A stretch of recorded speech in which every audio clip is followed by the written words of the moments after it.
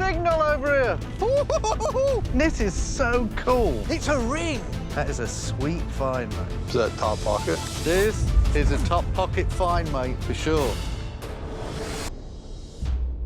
Hey, Gary Drayton here, and when I'm not on Oak Island, I'm back home here in Florida, searching for Spanish treasure on the Treasure Coast of Florida. It's called the Treasure Coast because of the 9 Spanish galleons that sank there, July the 31st, 1715. And since then, there's been treasure washing in and out. And that's how it's got its name, the Treasure Coast of Florida, because it really is the Treasure Coast. Now, I didn't always search for Spanish treasure. I started off searching for old bottles and clay pipes on riverbanks in England, searching for these babies. Check those out.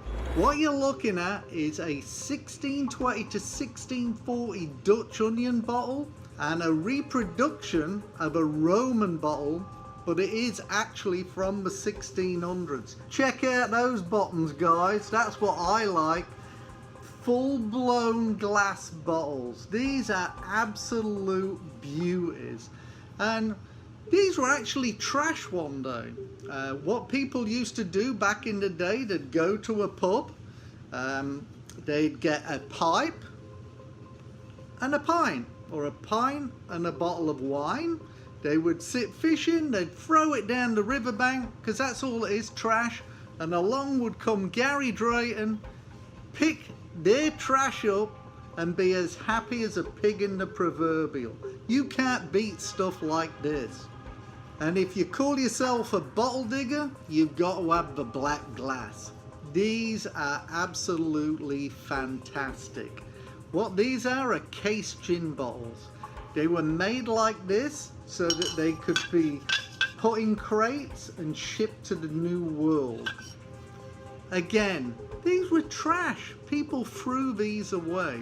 But whenever I picked up these old bottles and clay pipes, all that went through my mind was pirates, because they looked like pirate bottles. I just imagined pirates coming into my local area, having a pint and a smoke, and then going off to the New World and looking for Spanish treasure. And that's exactly what I did. My parents said to me, "Gary, why Florida? Why Florida?" Because of finds like this. Spanish silver. Check that out. That is an 8 real. I know it sounds corny, but when you find your first piece of Spanish treasure, you want some more. This is a silver religious artifact from the early 1600s. This is one of my favorite pieces of Spanish silver because it tells a story. It was supposed to come ashore on the top of a pole carried by the Spanish, but it didn't. It came ashore in a violent hurricane in 1715 until I came along with my metal detector. Here's another piece of Spanish gold. You can actually see the coral still on it. It's a squashed ring, and perhaps it tells a story of the wrecks too. I mean, what happened to this? How did it end up in this shape? Maybe it happened during the storm. But with all the Spanish silver I found, all the coins, the buttons and the buckles, there's one top pocket find that really stands out, and that is my precious. Doesn't get any better than this. The best treasure ring ever found in America. 22.5 carat Inca gold with 9 flawless emeralds. If only this treasure ring could talk. I really believe this was part of the Queen's dowry. This was intended for King Philip V's betrothed, but it didn't make it back to Spain. It made it back to Pompano Beach, Gary Drayton's house. Woo! And this is the type of find that motivates you. And not all Spanish treasure is made of metal. I look for gold and silver, but I'll take these any day of the week.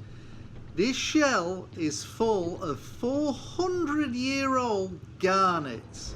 And at the bottom, you see that nice green colour? That's my favourite green. That is beautiful Colombian emeralds. And that's why I use my twin optical scanners. Because you don't find these type of finds when you're metal detecting. You got to keep your eye open for them in the shell lines. People say to me, what do you want to be on Oak Island for? You know, there's no Spanish treasure there. I really expected to be Spanish treasure there, but I don't. In my opinion, what I'm looking for is medieval. 2 words, Templar, baby. Because when you pick up a medieval cross on Oak Island, this is North America. What is it doing there?